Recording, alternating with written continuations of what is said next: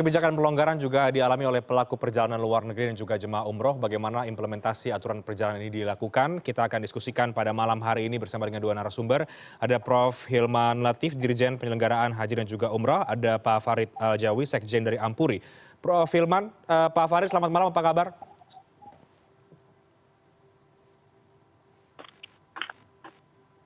Prof. Hilman, Pak Farid, selamat malam. Ya, selamat malam, Mas Reinhardt. Baik, ini pelonggaran pelaksanaan ibadah umroh yang diberlakukan oleh pemerintah Arab Saudi mungkin menjadi kabar baik ya bagi masyarakat dan juga para asosiasi penyelenggara ibadah haji dan juga umroh. Saya ingin tanya dulu ke Prof. Hilman, bagaimana kemudian Kementerian Agama pemerintah merespon pelonggaran yang diberlakukan oleh pemerintah Arab Saudi?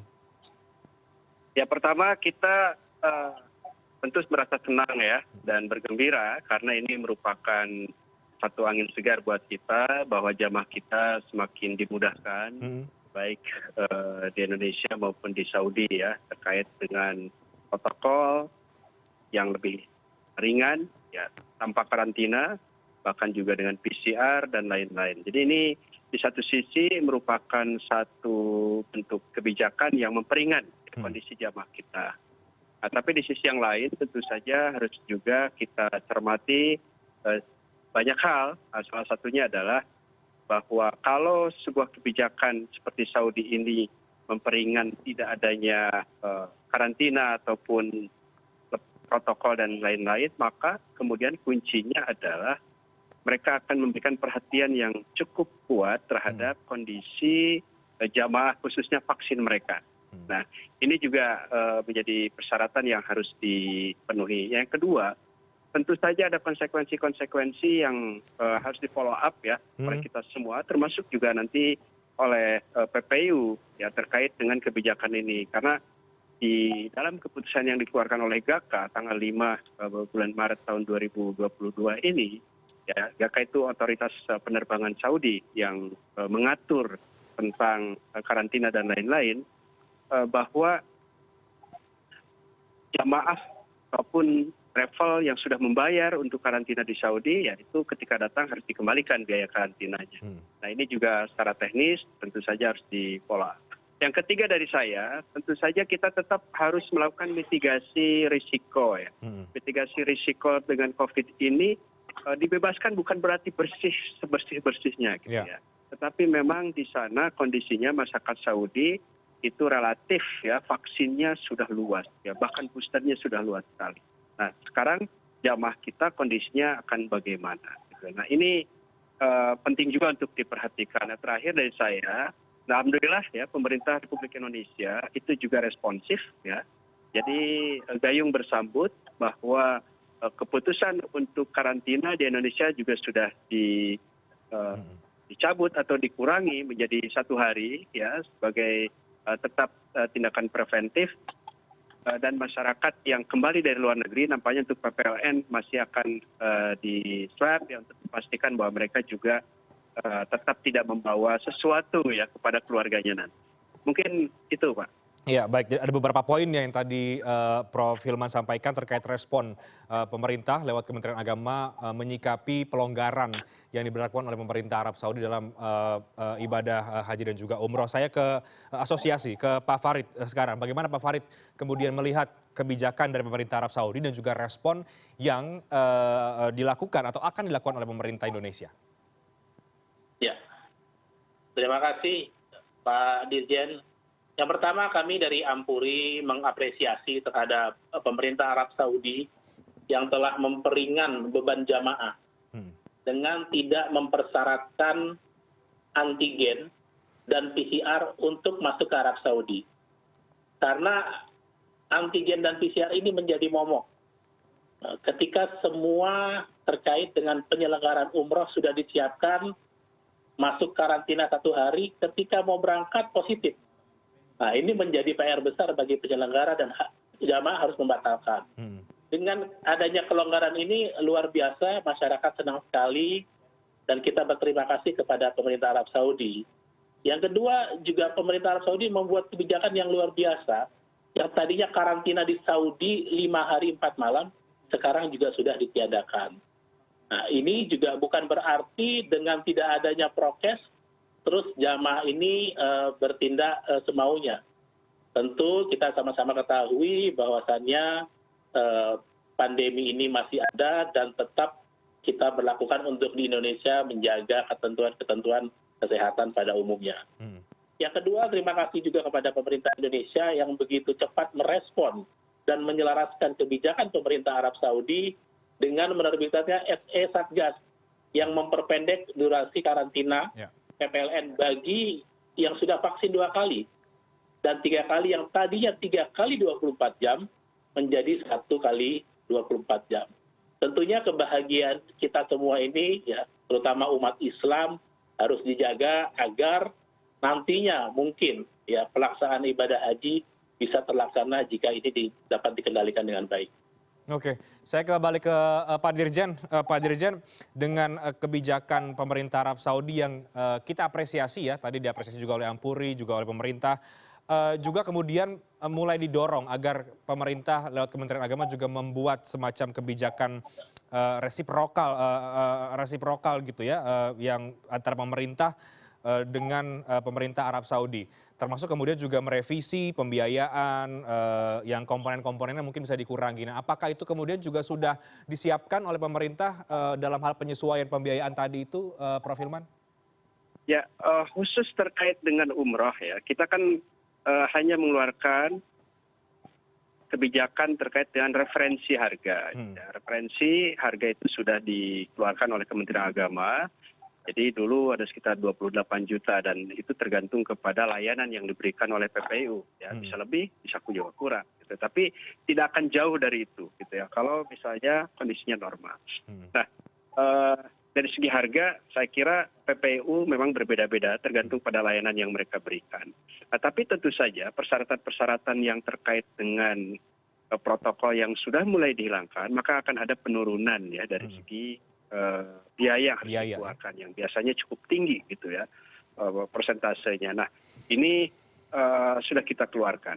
Nah, yang kedua, nah sebetulnya Indonesia tidak hanya merespons ya Saudi. Jadi reciprocal relation itu, reciprocal policies ya tentu saja di sini adalah Kementerian Agama. Tetapi Satgas itu tidak spesifik kepada Saudi. Nah, ini juga harus dicatat ya, tidak spesifik pada jamaah umroh, tapi juga untuk PPLN yang lain, ya meskipun ya dalam konteks ini umroh itu mendapatkan barokahnya, mendapatkan dampaknya yang lebih positif, karena memang PPLN khususnya ke Saudi itu banyak sekali dan kebanyakan dari jamaah umroh untuk 1-2 bulan terakhir ini, dan tentu saja sampai 1 bulan ke depan ya, sampai Ramadan dengan jamaah umroh. Jadi kita seperti itu Pak untuk kebijakan. Oke, Pak Farid, kalau dari sisi asosiasi penyelenggara bagaimana soal pembiayaan ini yang diharapkan kemudian pembiayaannya BPIH-nya sudah mulai kembali normal lagi begitu? Iya, tentu kita akan merevisi harga yang sudah dikeluarkan. Namun keputusan ini kan baru keluar kemarin, sekitar 2 hari yang lalu. Dan kita sudah mempersiapkan segala sesuatunya. Terkait dengan durasi hari, ya, yang tadinya karantina, itu tetap kita harus bayarkan. Hanya saja tidak karantina, mereka tetap bisa langsung melaksanakan ibadah ketika mereka sampai di Tanah Suci. Mungkin biaya yang dikeluarkan yang harusnya menjadi kewajiban adalah PCR. Biaya PCR itu yang tadinya tidak dikeluarkan bisa dikembalikan kepada jamaah. Namun durasi hari karantina ini tidak bisa dipotong. Karena saat ini yang biasanya paket normal hanya 9 hari, ini menjadi 12 hari. Karena apa? Ada tambahan 5 hari 4 malam untuk karantina. Dengan tidak ada tambahan karantina, hotel tetap dipakai. Hanya saja tidak untuk karantina. Namun bisa langsung melaksanakan ibadah. Oke, jadi memang akan juga ada secara paralel ya penyesuaian harga dari kebijakan yang sudah dikeluarkan oleh pemerintah Arab Saudi ini. Kita break dulu, usai jeda. Saya juga akan tanya juga ke Pak Dirjen bagaimana kemudian soal Haji 2022 yang ini sudah mulai banyak kemudian pemerintah untuk yang mendorong pemerintah untuk kembali mengembalikan kuota haji dan lain sebagainya. Bagaimana kemudian tanggapan dari pemerintah soal hal itu? Kita bahas usai jeda, kami akan segera kembali sesaat lagi.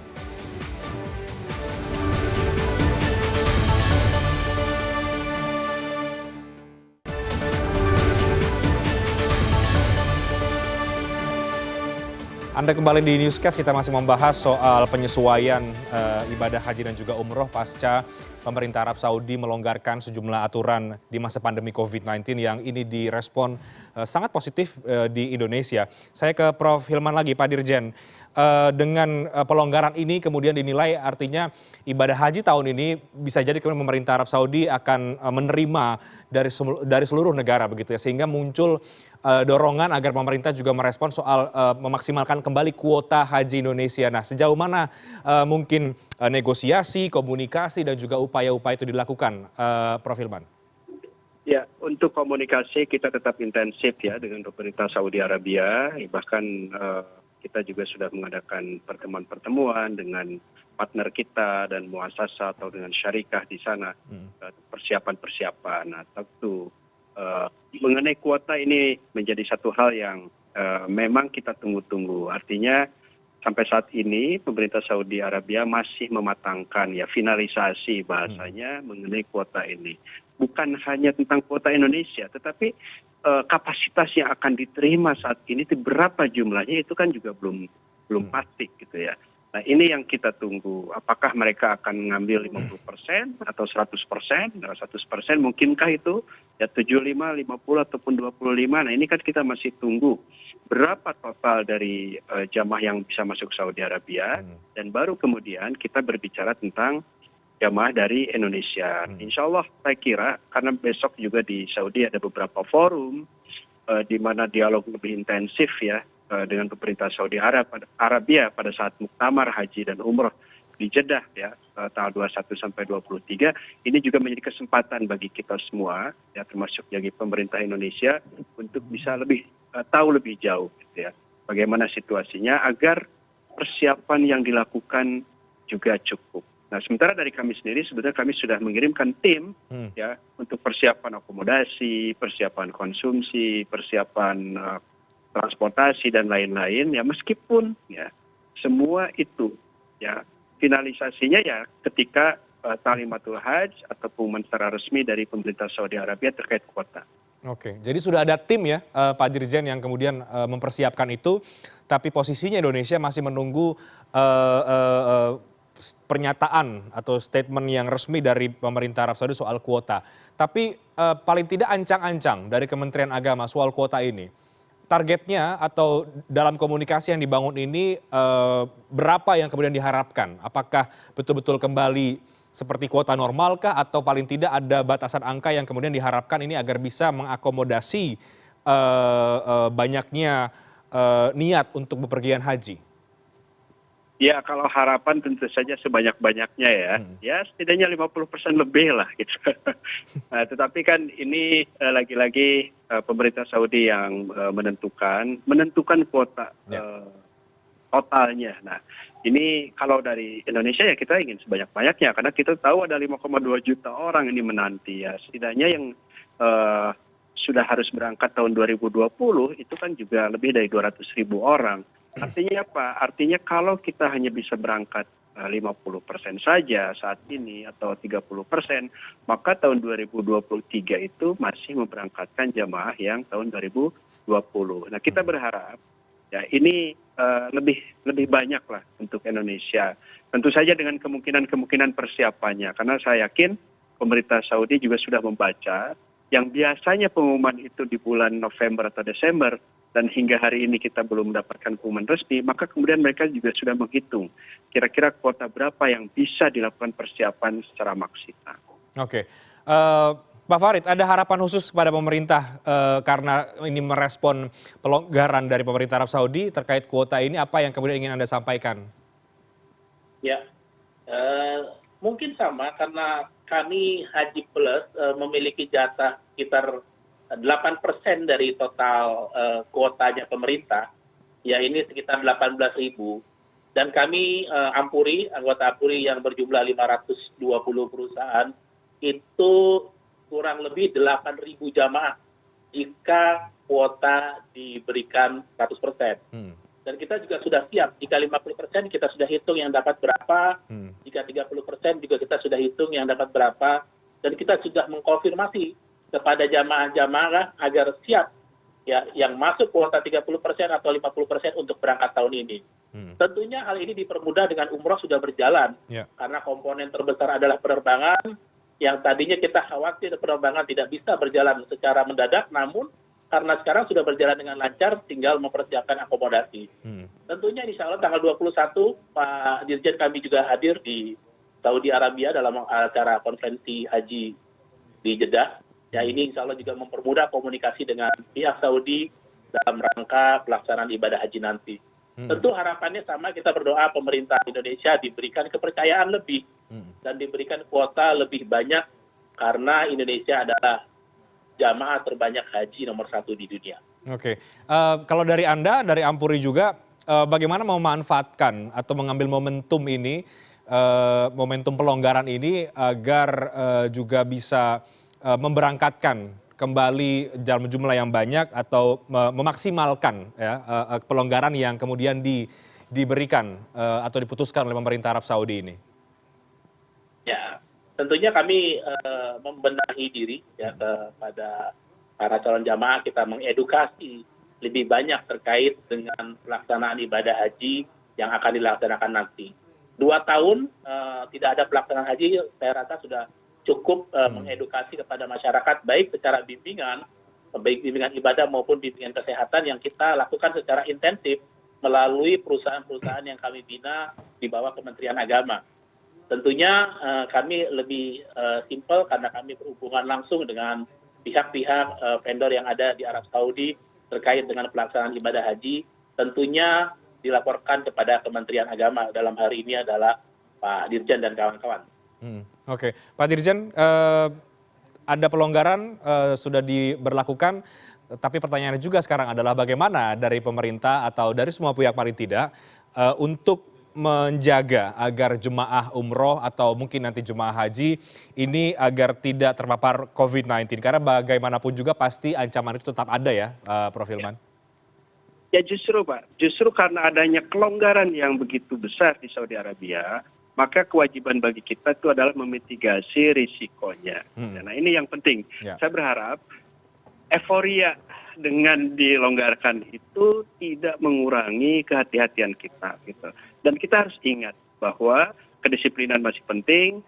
Yang kedua juga kuota ini belum diumumkan. Gitu ya. Nah saya berharap semuanya tetap disiplin, ya, semuanya tetap menjaga diri dengan baik, semuanya tidak ada yang melakukan pelanggaran, seluruh aturan di GAKA itu diikuti sampai kemudian ya Talimatul Hajj atau pengumuman tentang kuota MOU sudah bisa dilakukan dan kita kan sudah tenang. Nah kalau saat ini ya meskipun tanda-tandanya sudah mulai kelihatan abu-abu agak terang ya, tapi tetap saja kan belum ada pengumuman apa-apa terkait dengan haji. Karena itu saya sering mengatakan bahwa ibadah haji itu kan adalah sebuah perjuangan ya, termasuk yang dilakukan oleh para jamaah umroh, oleh para PPIU dan oleh para petugas kita di sana. Nah mari saya kira kita semua bersama-sama bekerja sama agar seluruh prosesi umroh ini dapat lancar dan itu menjadi percontohan juga bagi pemerintah Saudi Arabia dan bagi kita juga untuk belajar bagaimana sebetulnya kita mengikuti prosesi haji di masa yang akan datang dalam waktu dekat ini juga dengan protokol-protokol yang mungkin belum sebetulnya hilang. Jadi meskipun tanda-tandanya sudah abu-abu keterang-terangan begitu, tapi Anda cukup optimistis bahwa penyelenggaraan ibadah haji khususnya bagi haji dari Indonesia bisa berlangsung pada tahun ini sambil kemudian ada upaya mungkin untuk melobi soal kuota dan juga sambil menunggu kemudian pernyataan resmi dari pemerintah Arab Saudi, Pak Dirjen? Ya tentu saja ini terus kita lakukan ya. Justru kita harus optimis ya, kita harus optimis, kita harus bergembira, kita sambut situasi ini dengan baik dan komunikasi yang terus lancar dan pemerintah sana. Tetapi di sisi kita ya, di sisi kita jangan sampai ya ini justru menjadi euforia yang kemudian dampaknya kurang bagus misalnya ya. Nah ini juga jamaah kan harus hati-hati dan PPIU juga tetap menjaga SOP-nya ya dalam mengatur jamaah dan lain-lain semuanya lancar dan beberapa kali apa yang dilakukan oleh PPIU itu juga mendapatkan respon positif ya. Masyarakat kita atau jamaah itu bisa mau berbaris dan rapi, mau antri dengan baik dan seterusnya ya untuk ke tempat-tempat tertentu pada saat masa pandemi ya. Nah tentu saja ini juga tetap harus kita jaga ya, karena kita tidak tahu ya seberapa kuat sebetulnya imun kita. Nah salah satunya adalah juga mengenai vaksinasi yang harus full bagi jamaah yang akan berangkat umroh dan haji. Oke, Pak Farid, dari Anda bagaimana kemudian juga untuk menjaga, berkontribusi juga untuk memberikan literasi, edukasi kepada jemaah agar tetap menjalankan, menerapkan protokol kesehatan, menjamin juga bahwa menjaga agar jemaah tidak terpapar COVID-19 meskipun ada pelanggaran, mungkin juga ada peran banyak pihak di situ. Iya, menurut kami sama dengan Pak Dirjen tadi, ya kita harus meningkatkan disiplin. Terus yang kedua ini ujian. Ujian dengan tidak adanya prokes ini jauh lebih berat daripada ada prokes. Kalau ini dilepas, ya terus kita terus longgar, pemerintah Saudi bisa saja menutup tiba-tiba. Hal ini dibuktikan ya dengan prokes ketat tiba-tiba dibuka atau tiba-tiba ditutup. Itu hal yang biasa, jadi tidak perlu kaget lagi kita. Nah, oleh karena itu ini ujian yang perlu kita jaga bersama. Dengan tidak adanya prokes bukan berarti kita abai. Tetap mengikuti ketentuan yang dipersyaratkan oleh pemerintah Arab Saudi, harapannya haji ini dibuka. Kalau sama ditanya orang Saudi, itu sama-sama mengharapkan bahwasannya dia ingin jamaah haji itu hadir dari Indonesia ke Arab Saudi. Oleh karena itu sekali lagi ya kita sama-sama menjaga, kita sama-sama ikhtiar, mudah-mudahan pelaksanaan ibadah haji tahun ini dari Indonesia bisa berjalan dengan baik dan kuota minimal 50%. Baik, minimal 50%. Semoga harapan demikian. Prof. Hilman, terakhir ke Anda.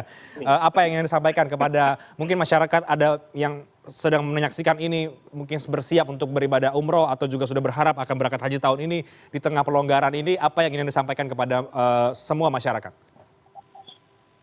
Ya, saya berharap kita semua optimis Pak ya, kita berdoa ya, kita dorong juga teman-teman ya, yang saat ini terus berkomunikasi secara intensif dengan pemerintah Saudi Arabia dan tentu saja situasinya semakin membaik. Ini kan di Indonesia baru PPLN-nya baru 1 hari nih, masih disisain ya. Nah mudah-mudahan besok itu clear banget gitu ya. Juga clear seperti halnya untuk perjalanan dalam negeri yang tidak perlu PCR dan swab antigen dan lain-lain.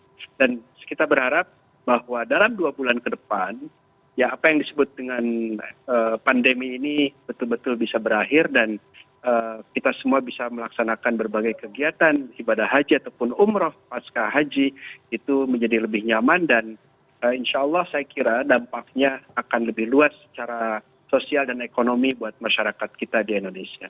Baik, intinya semua pihak atau masyarakat atau para jemaah ini juga harus tetap menjaga diri ya, Prof. Hilman dan juga Pak Farid, dan jangan kemudian larut dalam euforia. Dan tentu harapannya kita akan tunggu bagaimana kemudian soal kuota haji. Mudah-mudahan pemerintah juga bisa mendorong agar kuota haji Indonesia bisa maksimal. Terima kasih banyak Prof. Hilman Latif, Dirjen Penyelenggaraan Haji dan juga Umroh dari Kementerian Agama. Terima kasih banyak Pak Farid Jawi, Sekjen Ampuri, sudah bergabung dalam diskusi pada malam hari ini. Selamat malam, sehat selalu. Terima kasih. Terima kasih.